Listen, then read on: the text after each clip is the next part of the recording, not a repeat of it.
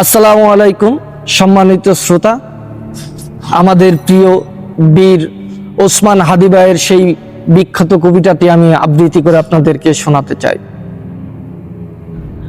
আমাকে ছিঁড়ে খাও হে শকুন, হে সীমান্তের শকুন, এক্ষুনি ছিঁড়ে খাও আমাকে। হে আটলান্টিকের ঈগল, শিগগির খুবলে খাও আমাকে। হে বৈকাল হ্রদের বাজ, আছড়ে কামড়ে ছিন্ন ভিন্ন করো আমাকে।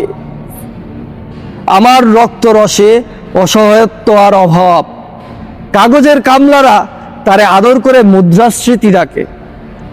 ঋণের চাপে নীল হয়ে যাচ্ছে আমার অনুচক্রিকা। সংসার চালাতে অন্তরে হয় ইন্টারনাল ব্লিডিং। কি আশ্চর্য, তবুও আমি মরছি না। ওদিকে দোজকের ভয়, আত্মহত্যা করবারও সাহস পায় না আমি। খোদাকে বললাম আমি মরতে চাই, তিনি বললেন বেঁচে আছো কে বলল? সহস্রাব্দ উন্নয়নের সাক্ষী হিসাবে রাজা তোমাকে মমি করে রেখেছেন। বাজারে দীর্ঘশ্বাস ফেললে নাকি রাজার ভীষণ বদনাম হয়। রাজারও মন খারাপ হয় খুব।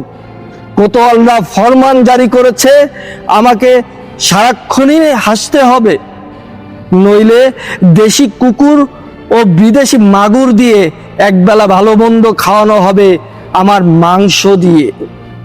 নিত্যদিনের ব্রয়লার ভুঁড়ি নাকি ওদের ভাল লাগে না, অথচ আমাকে ভাগ দিয়ে বেচা হবে।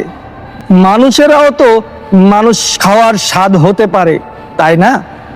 ভাগ্যিস বিদেশি সুপার শপে বিক্রি হবে না। দেশি মানুষেরই তো হক বেশি আমাকে খাওয়ার। এ দোজকি যখন নিয়তি, তখন আমি উদাম হয়ে ডাকছি দুনিয়ার শ্রেষ্ঠ মাংস বিহকদের। হে ঈগল, চিল ও ভয়ঙ্কর বাজেরা, এ সাম্রাজ্যবাদী সাহসী শকুনেরা, তোমরা F-35 মতো, MiG-29 মতো দল বেঁধে হামলে পড়ো আমার বুকে। আমার রান ধান চক্ষু কলিজা আজ সব তোমাদের গনিমতের মাল। দেশি শুয়োর খুবলে খাওয়ার আগেই আমাকে ইচ্ছা মতো ছিঁড়ে খাও তোমরা।